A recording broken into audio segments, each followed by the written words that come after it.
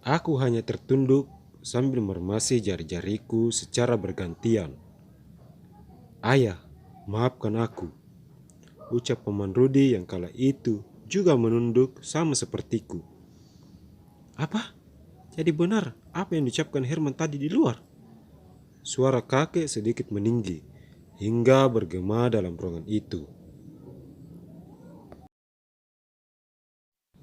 Kembali paman Rudi terdiam dan tidak berani mengangkat kepalanya. "Ayah, apa aku bilang? Rudi itu memang menyimpan niat lain di keluarga kita." Herman curiga kalau semua yang terjadi di keluarga mereka adalah karena ulahnya, sehingga Anti pergi dan tidak mau bertemu dengannya. Ucap ayahku dengan memandang paman Rudi dengan tatapan kurang bersahabat. "Maaf Kak Herman, semua yang kamu tuduhkan padaku itu sama sekali tidak benar. Anti sendiri yang pergi dari rumah dan tidak pernah peduli dengan keluarga kami. Apa aku harus bertahan dengan semua ini? Aku mencoba bersabar dan menjadi kepala keluarga yang baik selama bertahun-tahun lamanya. Tetapi Anti tetap sama, malah lebih menjadi-jadi. Apa aku harus bertahan bila biduk rumah tangga kami seperti ini terus-menerus?" Balas paman Rudi yang tidak terima atas semua tuduhan yang diarahkan ayahku padanya. "Alasan saya kamu Rudi. Mana ada orang yang mau mengakui kesalahannya saat sudah tertangkap basah?" Balas ayahku dan masih dengan nada bicara yang sama. "Sudahlah Herman, biarkan Rudi menjelaskan semuanya." Kakekku yang saat itu berdiri lalu berjalan ke arah jendela, menatap gelapnya malam di luar sana. Lama kakek terdiam hingga beliau menarik napas dalam-dalam. "Rudi, coba jelaskan semua yang terjadi. Apa benar kamu dan Dona memiliki hubungan spesial?" Sama halnya yang dilakukan kakek tadi, paman Rudi juga menarik napas dengan sangat pelan dan menghempaskannya.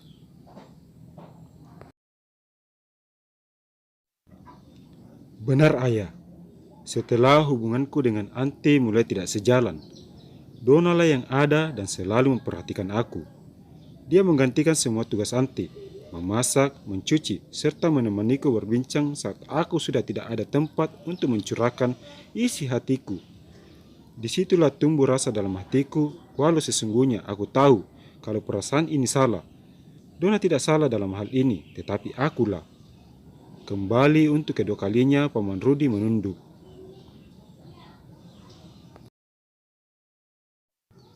"Rudi!" Ayahku berdiri dan tubuhnya bergetar sambil menunjuk ke arah paman Rudi yang saat itu tidak berani menatapnya. "Pah, tenangkan dirimu." Ibuku ikut berdiri dan mengusap lembut punggung ayahku.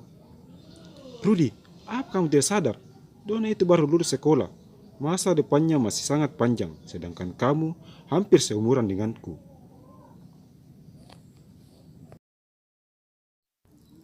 "Aku tahu itu Herman, dan aku juga sadar kalau aku salah.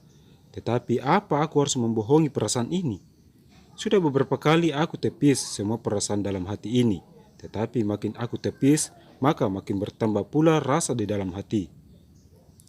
Sudah, kalian jangan ribut. Ini sudah tengah malam. Malu didengar tetangga." Kakek kembali ke tempatnya semula dan duduk menatap kami berdua. "Terus, apa maumu Rudi?" "Jika saya diizinkan, saya ingin mempersunting Dona dan menjadikan istri dan ibu dari anak-anakku kelak," balas paman Rudi tegas. "Aku tidak setuju, apapun yang terjadi. Aku ingin Dona melanjutkan pendidikan sampai dia menjadi seorang dokter seperti cita-citanya. Lagi pula, aku tidak mau kejadian yang menimpa Anti terjadi padanya," balas ayah. "Dona masih bisa melanjutkan pendidikan sampai dia meraih cita-citanya setelah kami menikah. Dan aku janji tidak akan menghalanginya. Malah sebaliknya aku akan membantunya karena itu memang jurusanku. Satu lagi, aku janji akan bertanggung jawab dan menyayangi Dona sepenuh hatiku."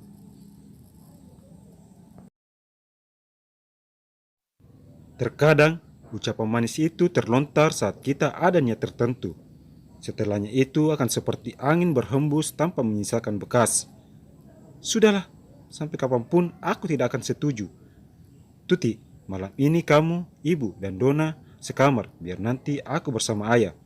Besok pagi-pagi sekali kita pulang. Ayah berdiri dari tempat duduknya dan beranjak ke arah kamar yang sebelumnya ditempati oleh kakek dan nenek. Ayo nak, mari ikut kami, ajak nenek sambil memegangi tanganku. Aku berdiri diikuti oleh ibuku. Sebelum berjalan, aku menatap ke arah paman yang juga menatapku dengan mata sayu. Aku ikut kasihan padanya. Dia harus menghadapi masalah demi masalah yang silih berganti menimpanya. Wajahnya yang tampan terselimuti kabut tebal yang entah kapan bisa bersinar seperti dulu lagi. Kakek ikut berdiri, meninggalkan paman Rudi di sana. Pria Parubaya yang senantiasa membelanya sudah tidak bisa berbuat apa-apa. Pagi menjemput. Aku, ibu, dan juga nenek sudah bersiap-siap keluar dari dalam kamar untuk kembali ke desa. Semua pakaian sudah kami masukkan ke dalam tas dan koper.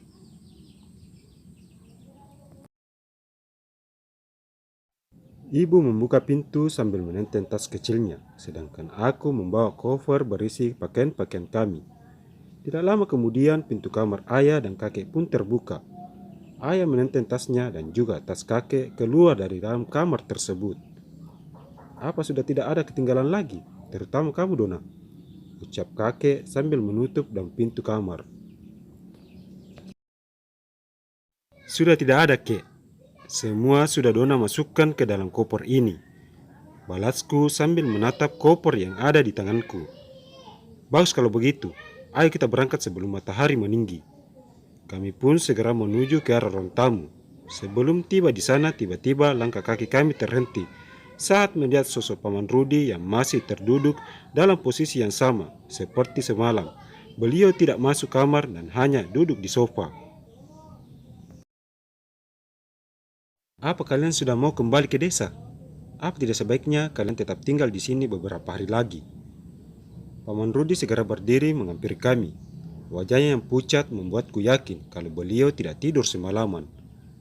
Untuk apa juga kami tinggal di sini sedangkan pekerjaan kami di sana menumpuk? Ayo kita pergi sekarang. Ayah langsung menuju ke arah pintu keluar.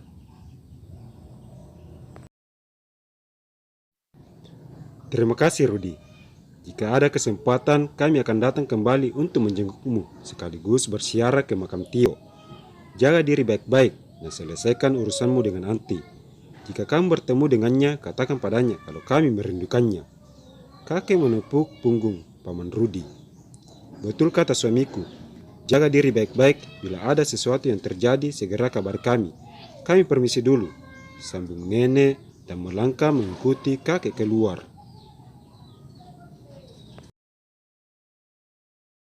Kak Tuti, apa boleh saya bicara dengan Dona sebentar sebelum kalian benar-benar pergi? Ucap paman Rudi pada ibuku. Sebelum menjawab, ibuku menatapku terlebih dulu dan kusambut dengan anggukan pelan. Baiklah, tetapi jangan lama-lama. Ibuku mengambil koper dari tanganku dan menariknya menuju ke arah pintu keluar dan hilang di balik dinding.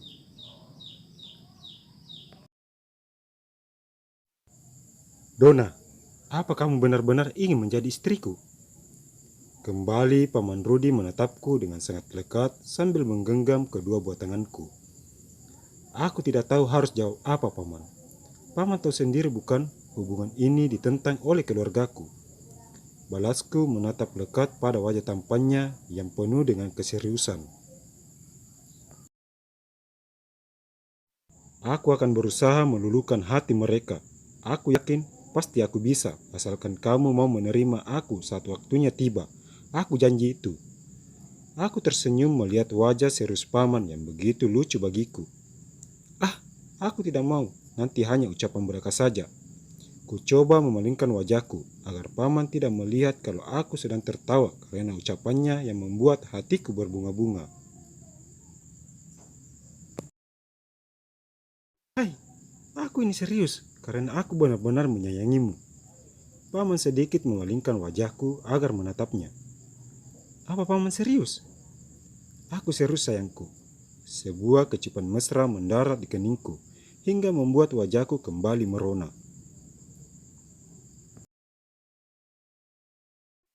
Dona, cepat sebelum kita kemalaman di jalan. Terdengar suara ayah dari luar diikuti suara mesin mobil. Aku pergi dulu, paman jaga diri baik-baik. Ya sayangku, kamu juga. Paman mengantarku keluar dari dalam rumah. Wajahnya yang tadi terlihat suram, kini berseri setelah mendapat jawaban dariku. Jangan lupa untuk terus dukung channel ini dengan cara memberi like, komen, share, dan subscribe. Terima kasih.